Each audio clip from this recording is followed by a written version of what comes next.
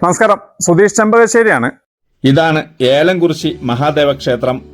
പാലക്കാടിന്റെയും തമിഴ്നാടിന്റെയും അതിർത്തി പ്രദേശമായ പള്ളത്തേരി എന്ന സ്ഥലത്താണ് ഈ ക്ഷേത്രം സ്ഥിതി ചെയ്യുന്നത്. ഏകദേശം 1500 വർഷം പഴക്കം ഈ ക്ഷേത്രത്തിന് കണക്കാക്കുന്നു.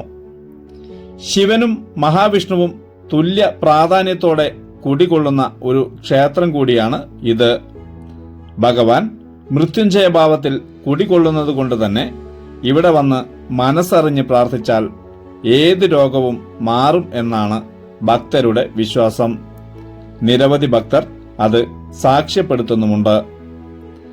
ഭദ്രകാളിയും ശാസ്താവും മുരുകനും ഗണപതി എന്നീ ഉപദേവ പ്രതിഷ്ഠകളും ഇവിടെയുണ്ട്. ഇവിടെ ഭദ്രകാളിക്ക് മുട്ടറുത്ത് ഫലം പറയുന്നത് പ്രസിദ്ധമാണ്.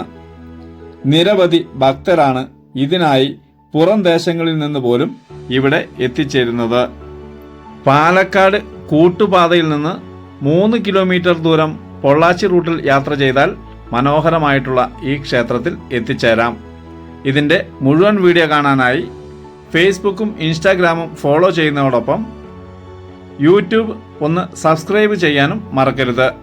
ഈ വീഡിയോ മാക്സിമം ഷെയർ ചെയ്യുക.